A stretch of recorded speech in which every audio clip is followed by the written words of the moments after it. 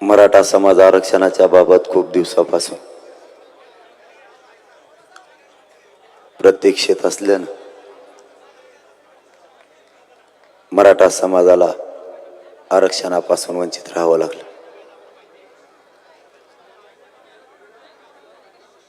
मराठ्यांना आरक्षण असतानाही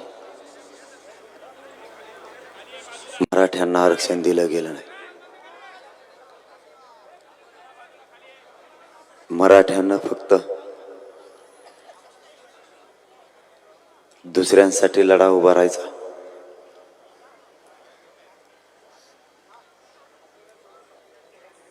आणि स्वतःचे मुलं त्याच आरक्षणापासून वंचित राहिले.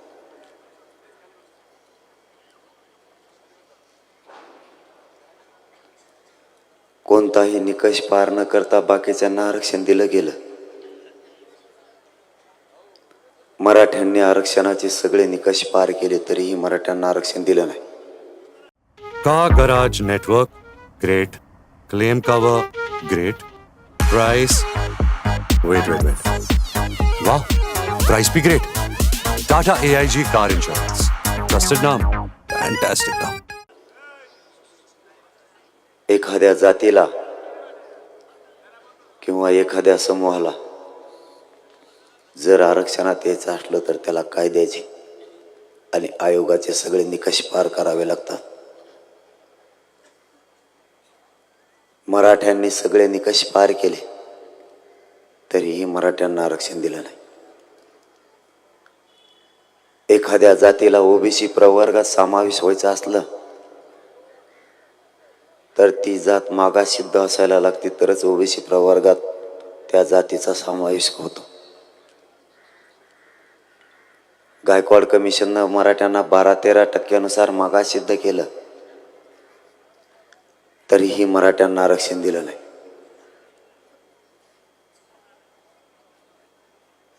इतर ज्या जाती आरक्षणात गेल्या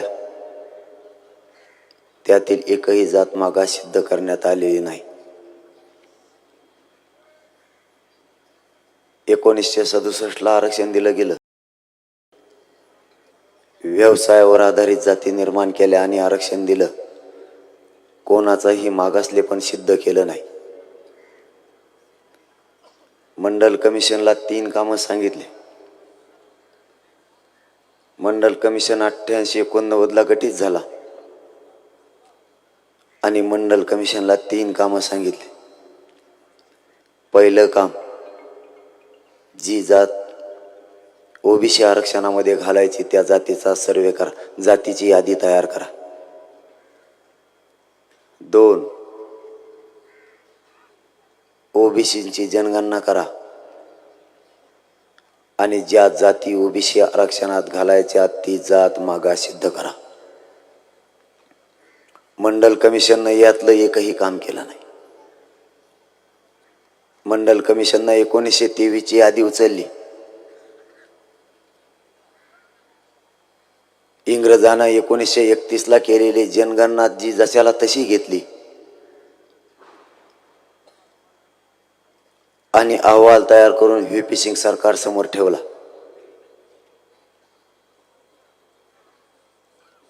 मंडल कमिशननं ओबीसीची लोकसंख्या 28% दाखवली. ओबीसींना 14% आरक्षण दिलं 90ला. मागासले पण कोणाचाही सिद्ध केलं नाही.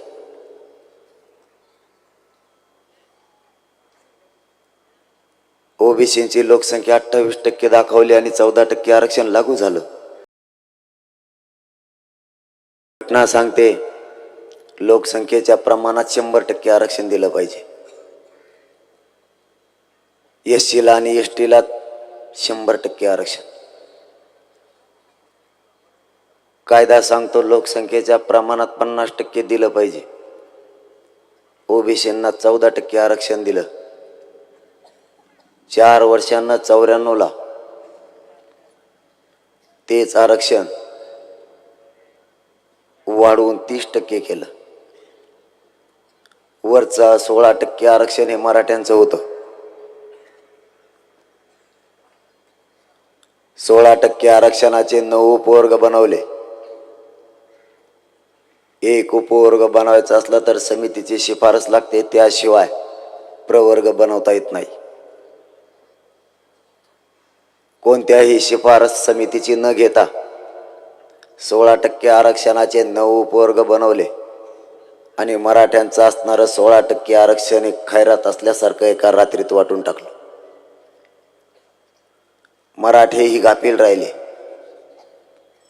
मराठ्यांनी बारकाईनं लक्ष ठेवलं नाही, म्हणून मराठ्यांच्या पोराचं वाटोळं झालं. तेच आरक्षण आज असतं तर मराठ्यांची परिस्थिती वेगळी राहिली असती.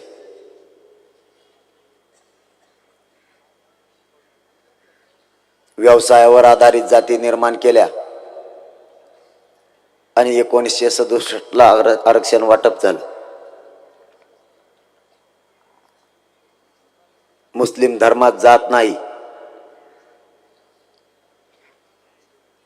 तरीही जातीच्या आधारावर बागवान बांधवांना आरक्षण दिलं गेलं. व्यवसाय शेती, माळी बांधवांना आरक्षण दिलं, व्यवसाय शेती.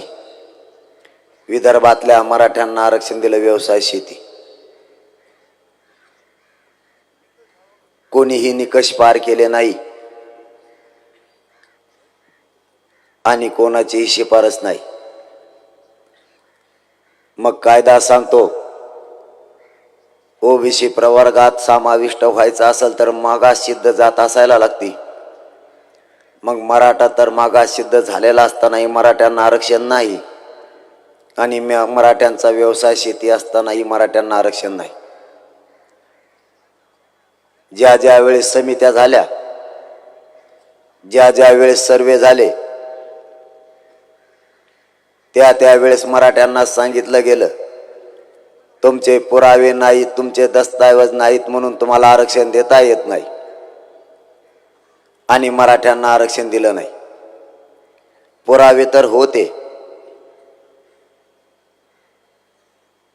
पण काही ओबीसी नेत्यांचा एवढा प्रचंड दबाव सरकारवर होता की पुरावे असूनही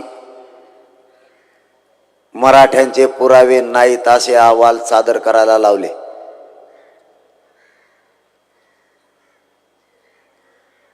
मराठ्यांचे पुरावे असतानाही यांनी यांच्या बुडाखाली पुरावे लपून ठेवले आणि मराठ्यांना पुरावे नाहीत म्हणून आरक्षणापासून वंचित ठेवलं.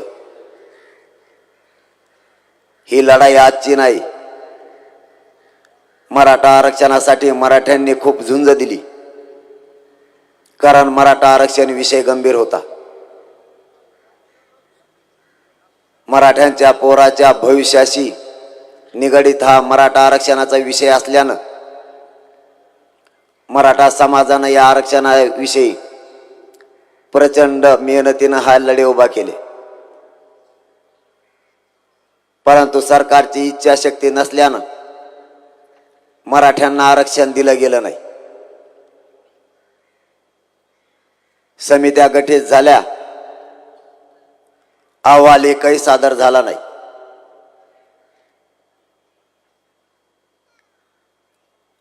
समिती आता 2023 मध्ये गठीत झाली आणि समितीने काम करायला सुरुवात केली. पुरावे नाहीत म्हणणाऱ्यांना मराठ्यांनी वटणीवर आणलं. गावखेड्यातला कोटीना मराठा, करोडोत मराठा एक झाला. महाराष्ट्रातल्या कानाकोपऱ्यातून मराठा एकत्र आला आणि मराठ्यांची एकच सुनामी उसळली. या मराठ्यांच्या एकजुटीपुढं सरकारनं नमतं घेतलं आणि समिती गठीत होऊन समिती काम करायला लागली. आज या महाराष्ट्र राज्यात मराठा समाज आरक्षणात असलेल्या लाखांना नोंदी सापडायला लागल्या. जर मराठ्यांच्या नोंदी सापडल्या तर मग मराठ्यांना आरक्षण का नाही दिलं, हा मराठ्यांचा आता मूळ प्रश्न आहे.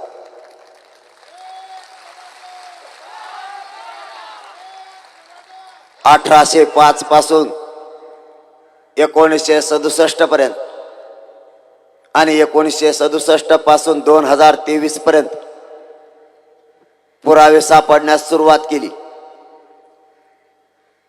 हैदराबाद संस्थानामध्ये पुरावे सगळे सापडण्यात आले. मराठवाड्यातल्या सगळ्या जिल्ह्यात छाननी झाली आणि प्रथम अहवाल तयार झाला. सरकारनं प्रथम अहवाल स्वीकारला, परंतु त्या अहवालात राज्याला आरक्षण मिळणार की नाही ही शंका होती. एका भावाला तुम्ही आरक्षण देणार आणि दुसऱ्याला नाराज करणार, हा उद्देश लक्षात आल्याच्या नंतर आपण कधी असा भेद करू शकत नाहीत की मराठवाड्याला मिळालं, पश्चिम महाराष्ट्राला मिळालं नाही, कोकण, खानदेश आणि विदर्भ असा आपण भेद करू शकत नाहीत. द्यायचं तर अखंड महाराष्ट्रातल्या मराठा समाजाला तुम्हाला आरक्षण द्यावं लागत.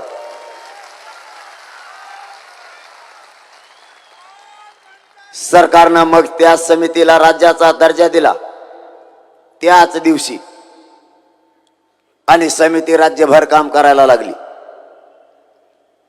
आज अहमदनगर जिल्ह्यासारख्या एका जिल्ह्यात 3.25 लाख नोंदी सापडल्यात. मग 3.25 लाख लोकांचं भविष्य धोक्यात नेमकं आणलं कोणी? सातारा जिल्ह्यात 20,000 सापडल्या. असा जिल्हा नाही की तिथं मराठ्यांच्या ओबीसी आरक्षणात असलेल्या 50% आत असलेल्या नोंदी सापडल्या नाहीत. मग जर मराठा आरक्षणात होता तर आता मराठ्यांना एक जाणून घ्यायचंय, मराठ्यांचे पुरावे असतानाही लपून कुणी ठेवले आणि त्यांच्या पाठीशी कोण होता याचं नाव आता आम्हाला माहिती पाहिजे.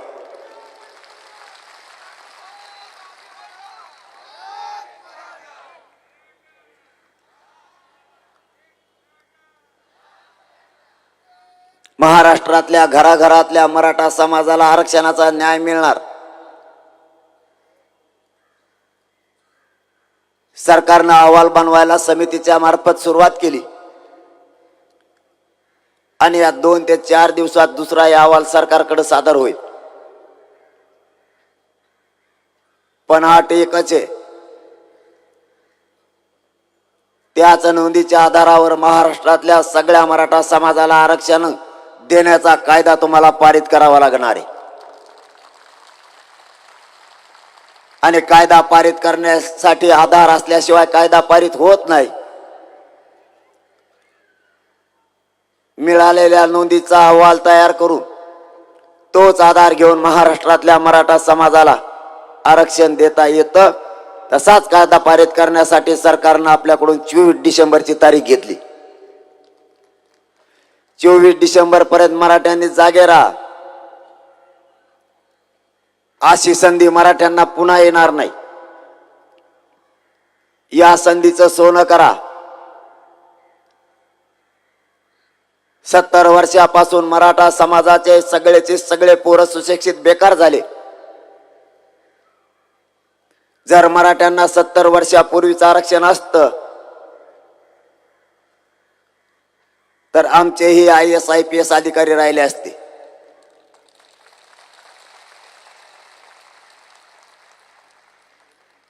या आरक्षणापायी ज्या पदावर मराठा समाज जायला पाहिजे त्या पदावर जात नाही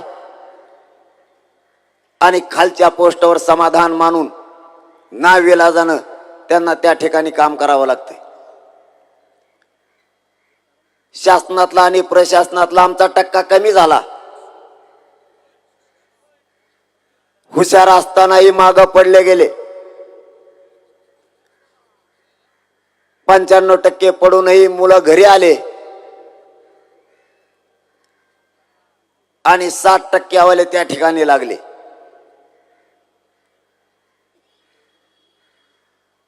चारशे ते 500 मध्ये मार्क नीट मध्ये घेतलेले विद्यार्थी घरीच यायला लागले. सेंट्रल गव्हर्नमेंटचं एकही कॉलेज आमच्या लेकराला मिळत नाही. 85 वाला सुद्धा सेंट्रल गव्हर्नमेंटच्या कॉलेजमध्ये जात नाही, पण 45-50 वाला जातो. मग आमचं आरक्षण असतानाही आमच्या जागा बळकावल्या नेमक्या कोणी? जर आमच्या नोंदी होत्या तर आम्हाला आरक्षण होतं. आमचा 70 वर्षाचा बॅकलॉग सुद्धा तुम्हाला आता भरून काढावा लागणार आहे. त्याशिवाय सरकारला सुट्टी नाही.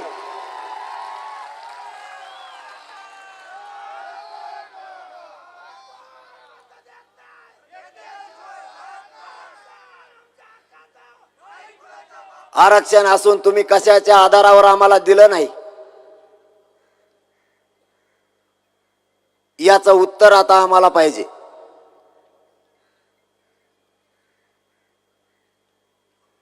दुसऱ्यांना देताना आम्ही कधी विरोध केला नाही आणि आजही करण्याचं काही कारण नाही. परंतु तुमचं तुम्ही खाल्लं पाहिजे. दुसऱ्याचं अतिक्रमण केलेलं ते तुम्ही सोडलं पाहिजे.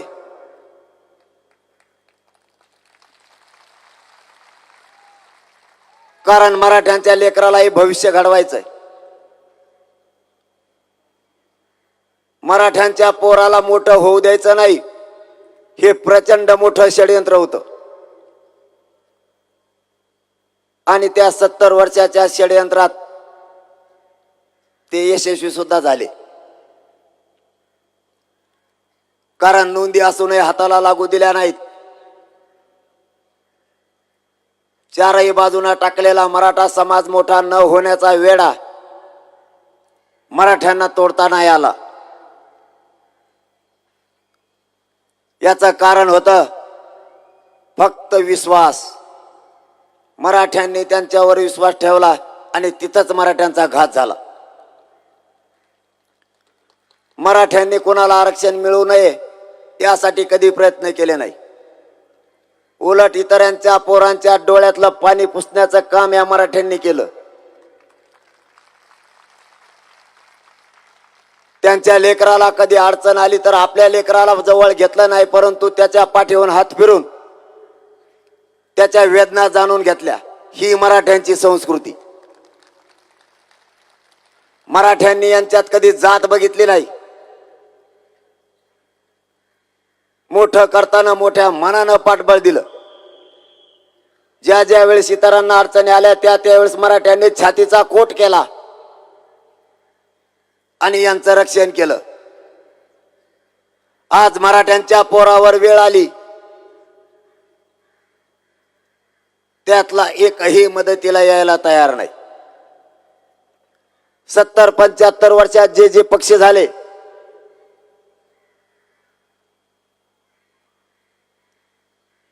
त्या पक्षातले सगळे नेते मोठं करण्याचं काम मराठ्यांच्या बापदाद्यांनी केलं. त्याचं कारण होतं कधी काळी हा आपल्या मुलांना गरज लागली तर मदतीला येईल. आपला म्हणून त्याला मदत केली. आज मराठ्यांच्या पोरांना त्यांच्या मदतीची गरज पडली, कोणीही यायला तयार नाही. मराठ्यांनी मागं वळून बघितलं, पाठीमागं कोणीच नाही. आणि समोर बघितलं तर ज्याला मोठं केलं तोच आडवा उभा राहिलाय. मी तुम्हाला आरक्षणात येऊ देणार नाही.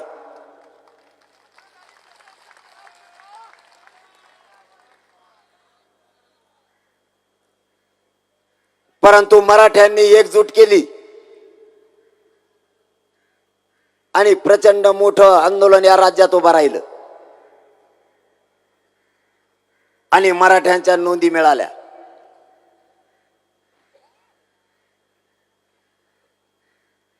आता सरकारला काहीच करता येत नाही आणि जे विरोध करायला लागले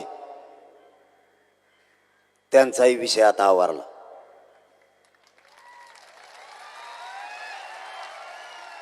त्यांनाही पक्क माहिती आहे मराठे ओबीसी आरक्षणात आले. ज्या अर्थी नोंदी मिळाल्या त्या अर्थी आता मराठ्यांना आरक्षणात घ्यावंच लागणार. सरकारचं क्रम प्राप्त आहे की ज्या समाजाच्या नोंदी ओबीसी आरक्षणातल्या मिळाल्या त्यांना ओबीसी मध्ये समावेश करणं हे सरकारचं क्रम प्राप्त असतं आणि ते सरकारला करावंच लागणार. कोणी कितीही विरोध केला तरीही मिळणारच. मराठ्यांच्या पोरांचे स्वप्न पूर्ण झाले नाही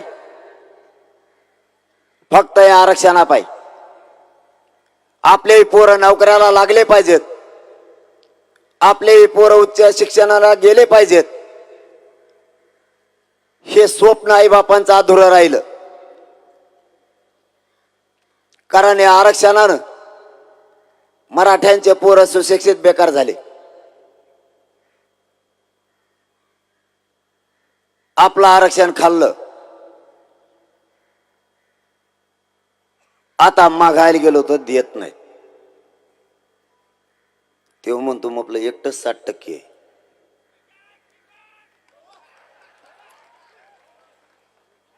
त्याला असं झालंय आता म्हातारपणाला, त्याला काहीच सुचाना. आपण त्याचं नाव घेत नाहीत.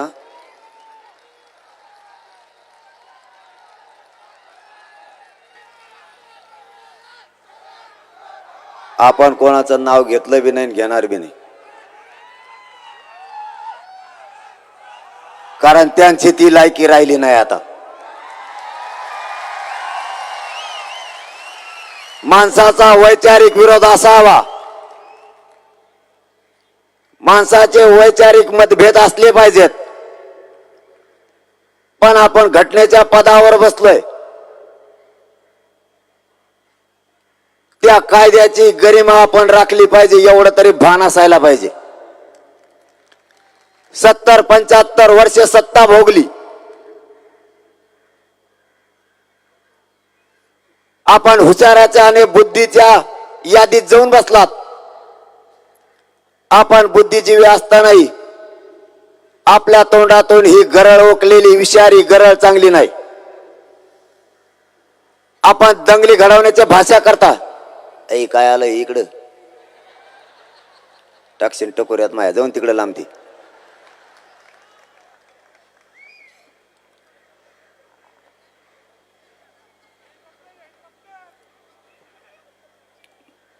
आपल्या कायद्याची गरिमा आपणच राखली पाहिजे, नियम हे आपणच पाळले पाहिजेत. ज्या माणसानं घटनेची शपथ घेतली, ज्या माणसानं राज्याचं पालकत्व स्वीकारलं, तोच माणूस कायदा पायदळी तुडवायला लागला आणि जाती जातीमध्ये दंगली लागण्यासारखे वक्तव्य करायला लागला. वैचारिक विरोध होता त्यावेळेस विरोधाला विरोध म्हणून सुरू होतं. व्यक्ती म्हणून आपला त्यांना कधी विरोध नव्हता नसण्याचं कारणही नाही. परंतु आता व्यक्ती म्हणूनही आमचा तुम्हाला विरोध आहे.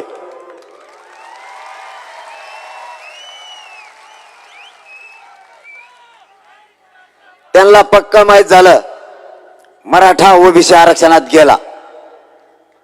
मग आता पर्याय काय, तर पर्याय शोधायला सुरुवात केली. पर्याय शोधला आपल्या राजकीय फायद्यासाठी. ओबीसी बांधवात आणि मराठा बांधवात वाद निर्माण करायचे आणि आपली राजकीय पोळी भाजून घ्यायची. गाव खेड्यातला ओबीसी बांधव आणि मराठा बांधव आत्ताही एकत्र आहेत. एक जीवानं, एक दिलानं एकत्र आहेत. गाव खेड्यातल्या ओबीसी बांधवांना वाटतं जर मराठ्यांच्या नोंदी सापडल्या असतील तर मराठ्यांना आरक्षण दिलं पाहिजे, आपल्या नेत्यानं त्यांच्या विरोधात नाही बोललं पाहिजे. ही आत्ताही त्यांची भावना आहे. गोरगरीब मराठ्यांच्या पोराला आरक्षण मिळालंच पाहिजे, ही त्यांची भावना. आत्ताही एकमेकाच्या सुखादुःखात ओबीसी बांधव आणि मराठा बांधव रात्रंदिवस एकमेकाच्या मदतीला आहेत. आत्ताही मला तर वाटतं आत्ताच ओबीसी बांधवांच्या सगळ्या नगरसेवकांनी इथं सांगितलं का आमचा तुम्हाला पाठिंबा आहे.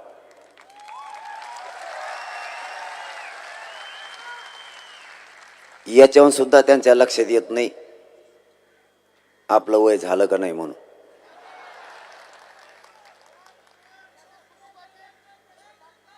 जाती जाती तुम्ही दंगली घडवू नका. मी प्रत्येक सभेत मराठ्यांना आव्हान केलंय आणि मला माहिती पाठीमागेही मी आव्हान केलं होतं, त्याच पद्धतीनं राज्यातला मराठ्यांनी आंदोलनं केली. आता पुन्हा एकदा आव्हान आहे. कितीही दंगली भडकवण्याचा यांनी राजकीय स्वार्थापोटी प्रयत्न केला तरीही गावखेड्यातल्या सामान्य ओबीसी बांधवांनी आणि सामान्य मराठा बांधवांनी अजिबात यांचं ऐकून एकमेकाच्या अंगावर यायचं नाही. कारण हे राज्य आपलं आहे, हे तालुके जिल्हे गाव आपले आहेत. यांच्या स्वार्थासाठी आपण एकमेकाच्या अंगावर यायचं नाही आणि झुंज सुद्धा द्यायची नाही. आणि मराठ्यांच्या खांद्यावर जबाबदारी. यांनी कितीही वातावरण दूषित करण्याचा प्रयत्न केला तरी संयम सोडायचा नाही, शांत राहायचं आणि मराठ्यांना आरक्षण मिळवून द्यायचं. शांतीच्या आंदोलनातच मराठ्यांचं आरक्षण निर्णयाच्या प्रक्रियेत आलंय. लक्षात असू द्या, शांतीचं ब्रह्मास्त्र पेलण्याची ताकद या राज्यात आणि देशात कोणातच नाही.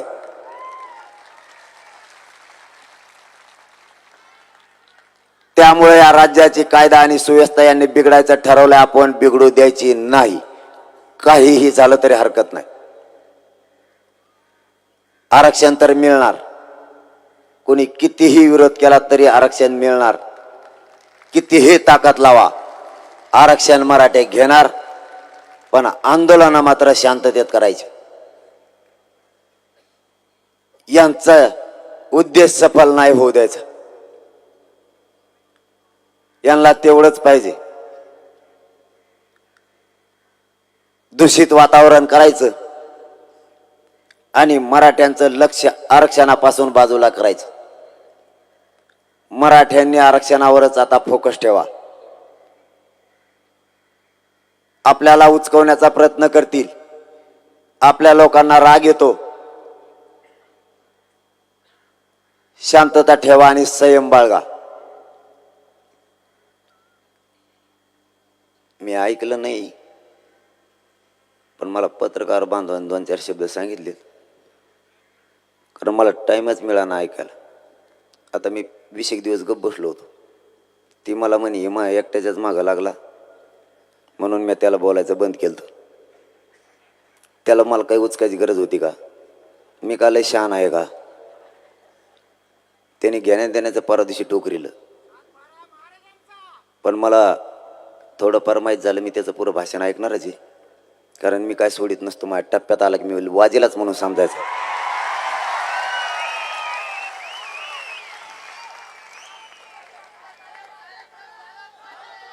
ते मला म्हणतो ह्यो 5वी शिकलेला आहे. आता याला काय सांगावं? मी सरकारचे सगळ्या प्रश्नाची उत्तरं देतो म्हणून सरकारनंच सांगितलं हे इतकं उत्तर देतंय. हे नेमकं शिकलेलं किती आहे? 3 दिवस सरकारने मग शिक्षण शोधण्यात घातलं. 3 दिवस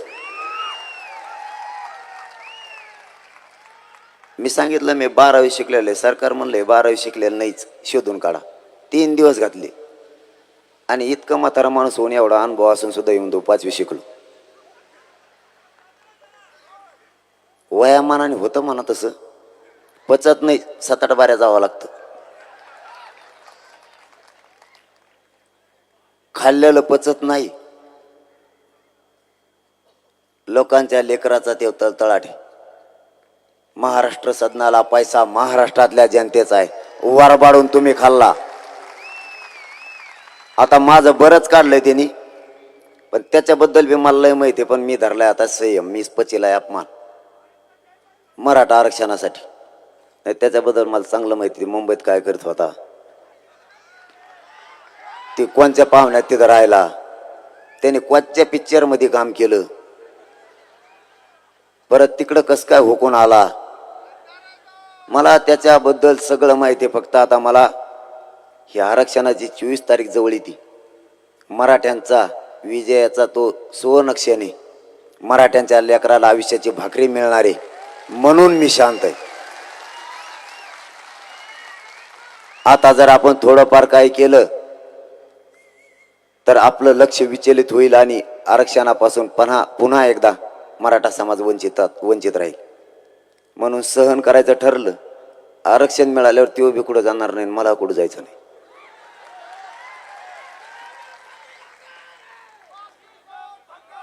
त्याच्या ध्यानातच आहे नाही. आम्ही एकटेच 50-55% त्याच्या ध्यानातच बसाना ते आणखी.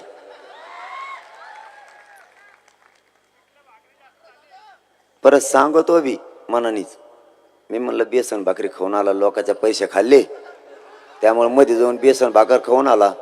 तर मला तो सांगतो बी, लाजत बी नाही. तो म्हणतो कांदे मिळत मध्ये, मग काय गोणीभर.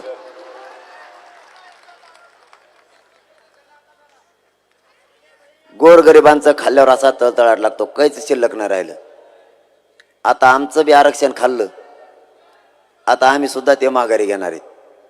मग काय खाशीन आता. त्यो असा म्हणतो मी एकटा 60% ओबीसी. आला आता गणित लावलं, आमच्या गावात त्याचं एक बी घर नाही, तरी ह्यो एकटा 60%, एक बी घर नाही.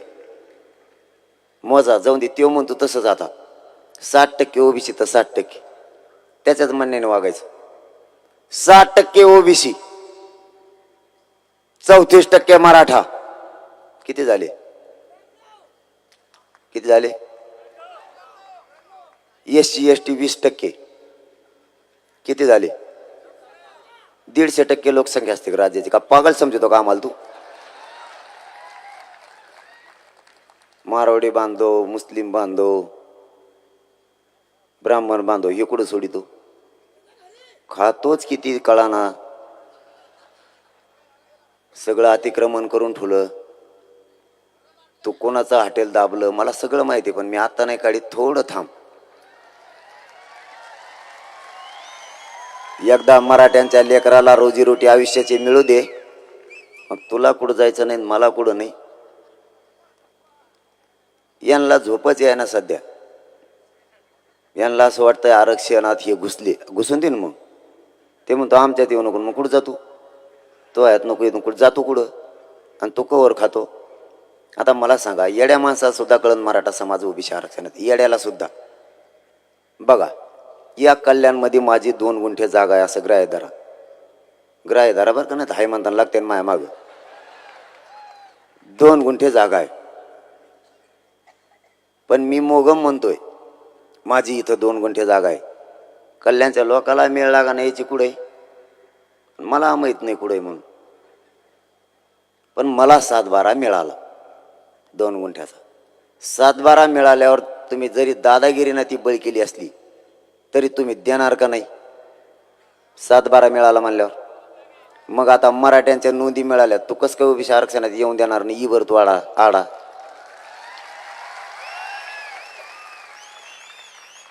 आणखी नव्हे तुम्हाला लोकांचाच खायचं असं ना. याचा अर्थ असाच, तो एकर मोठे ना आमचे पाटे ऊस तोडायला,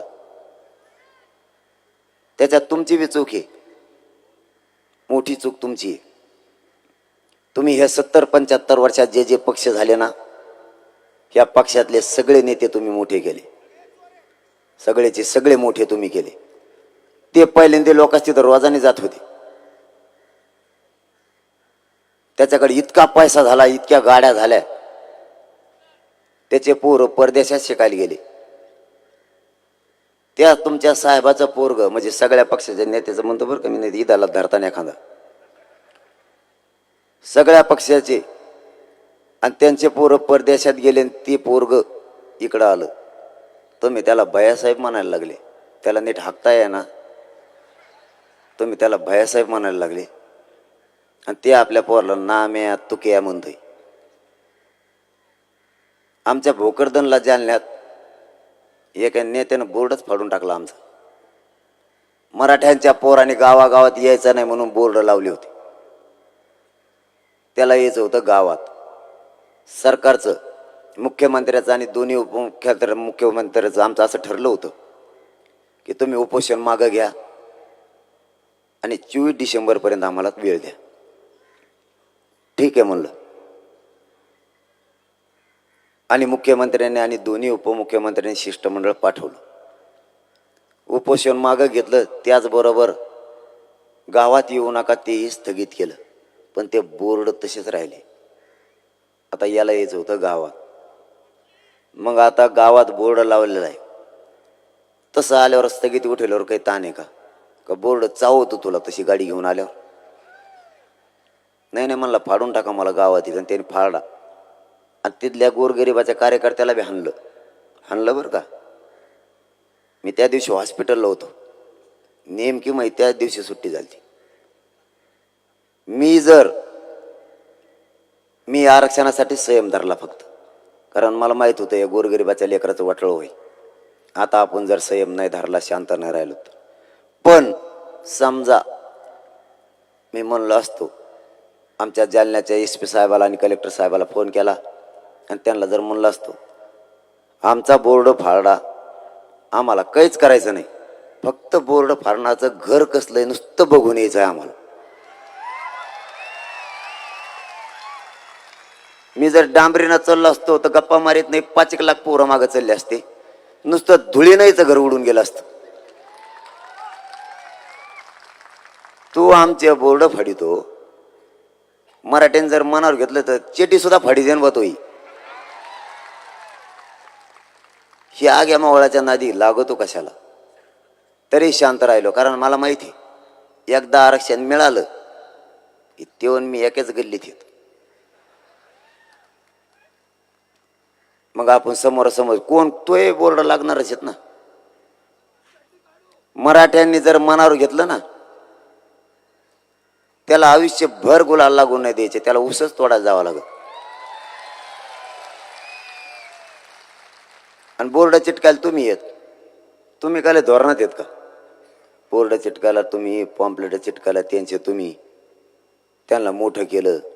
आता तेच आपल्या पोराच्या विरोधात उतरायला लागले. समजा थोडं उलट करा बरं. आपण त्यांचे आयुष्यभर आपल्या बापजाद्याने बोर्ड आणि पॉम्पलेट चिटकेले. एक दिवस त्या साहेबाच्या भयाला म्हणा 8 दिवस जर आमचे पॉम्पलेट चिटकू लागाल, चला आमच्या पोरात त्याच कल्याणी येतोय का बघा बरं. नाही येणार. मग करा मोठं त्यांना, तुमचे जाऊन दे उसं तोडायला. आता तरी शाने व्हा. अशी संधी पुन्हा मराठ्याला नाही येणार. आता या संधीचं सोनं करा, कारण मराठ्यांच्या नोंदी सापडल्यात. आजच मराठ्यांच्या घरात OBC आरक्षणाचे पत्र चाललेत. पोरांनी ॲडमिशन घ्यायचे बंद केले होते, पुन्हा पोरांनी ॲडमिशन सुरू केले. त्यांच्यात उत्साह निर्माण झाला आरक्षण मिळायला लागल्यापासून. पुन्हा सरकारने सांगितलं होतं की आपण नोंदी फक्त जमा करू आणि त्याचा अहवाल बनवू आणि 24 डिसेंबरला कायदा पारित करू. म्हणलं तसं जमणार नाही. नोंदी मिळाल्या की लगेच तुम्हाला प्रमाणपत्र द्यावं लागतील. ज्यांच्या नोंदी मिळाल्यात त्यांच्या. राज्य मागासवर्ग आयोगाचे आदेश लगेच द्या. पुन्हा त्याच्यात काही बाधा येता कामा नये. तुम्हाला प्रत्येक कलेक्टर ऑफिसला कक्ष स्थापन करावे लागतील. त्यांनी या 3ही गोष्टी केल्या. आज नोंद मिळाली की दुसऱ्या दिवशी सकाळी मराठ्यांना प्रमाणपत्र मिळायला लागले. कोणाच्या तरी लेकराच्या घरात आयुष्याची भाकर चालली. आंदोलन 70% आपलं यशस्वी झालंय. आजच मराठे घराघरातले आता एकजूट याच कारणानं झालेत की 100% मराठ्यांना आरक्षण मिळणार. ज्या मराठ्यांच्या नोंदी नाहीत त्यांच्यासाठी हाच अहवाल नोंदीचा घेऊन कायद्याला आधार देऊन सरसकट मराठ्यांना आरक्षण देण्यासाठी 24 डिसेंबरला कायदा पारित होईल आणि महाराष्ट्रातल्या सगळ्या मराठ्यांना आरक्षण मिळणार. जर सरकारनं 24 डिसेंबर पर्यंत आरक्षण दिलं नाही तर 25 तारखेच्या नंतर मराठा समाजाची बैठक घेऊन पुढील आंदोलनाची भूमिका सरकारला आणि मराठा समाजाला जाहीरपणानं सांगण्यात येणार आहे. फक्त उद्यापासून तुम्ही एक काम करा.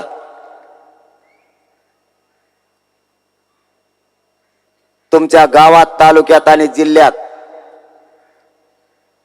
1 डिसेंबर पासून एकही गाव असं नाही राहिलं पाहिजे की तिथं साखळी उपोषण सुरू नाही झालंय. एकही गाव नाही राहिलं पाहिजे. कारण आपल्याला ही लढाई शांततेने जिंकायची. कोणीही उद्रेक जाळपोळ करायचा नाही. आणि मराठा आरक्षणासाठी मराठ्यांच्या पोरांना एकाना ही आत्महत्या नाही करायची. जर पोरच मरायला लागले तर ते आरक्षण घ्यायचं कशासाठी आणि द्यायचं कोणाला? कारण मी तुमच्या जीवावर तिथं जीवाची बाजी लावून बसलोय. सगळे पोरं माझ्या खांद्याला खांदा लावून लढायला पाहिजेत. आपली संख्या कमी नाही व्हायला पाहिजे, वाढायला पाहिजे. तुम्ही आरक्षणासाठी मरू नका. हे आरक्षण कसं देत नाही आपण यांच्या छाताडावर बसून घेऊ, त्याची काळजी तुम्ही करू नका.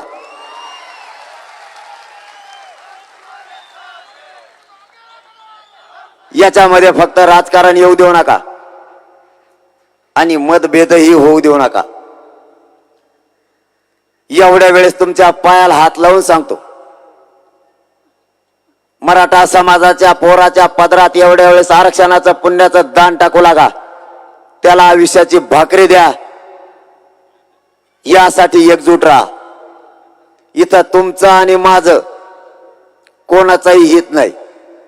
इथं घराघरातल्या मराठ्यांच्या पोराचं हित आहे. म्हणून एकजूट राहा. जाता जाता तुम्हाला एक शब्द देतो, माझा जीवही गेला तरी आरक्षण मिळाल्याशिवाय 1 इंचही माग हटणार नाही, हे शब्द तुम्हाला देतो. फक्त तुमची एकजूट फुटू देऊ नका. आंदोलन शांततेत करा. गावाची गावं पुन्हा एकदा जागे करा. कारण आपल्याला ही लढाई जिंकायची. 70 वर्षापासून आरक्षणापासून वंचित राहिलेले पोरं पुन्हा एकदा निर्णयाच्या आणि न्यायाच्या प्रक्रियेत आणायचे. एकजूट फक्त फुटू देऊ नका. आपल्या लेकरांना मोठं करण्यासाठी आपण स्वतः लढा हातात घेतलाय. आपल्या मदतीला कोणी येणार नाही. आपल्यासाठी आपल्यालाच लढावं लागणार आहे. म्हणून राज्यातल्या कानाकोपऱ्यातला मराठा ताकदीने एकजूट झालाय. ही एकजूट अशीच राहू द्या. पुन्हा एकदा तुमच्या पायाला हात लावून सांगतो, अशी संधी पुन्हा येणार नाही. या संधीचं मराठ्यांनी सोनं करा आणि एकजूट वाढवा. आरक्षण मराठ्यांना 100% मिळणार, हा शब्द तुम्हाला देतो आणि थांबतो. जय जिजाऊ, जय शिवराय.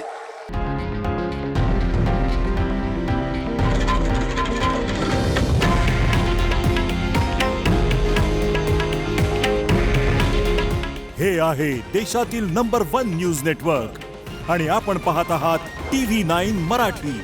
काळजी तुमची, हित महाराष्ट्राचं.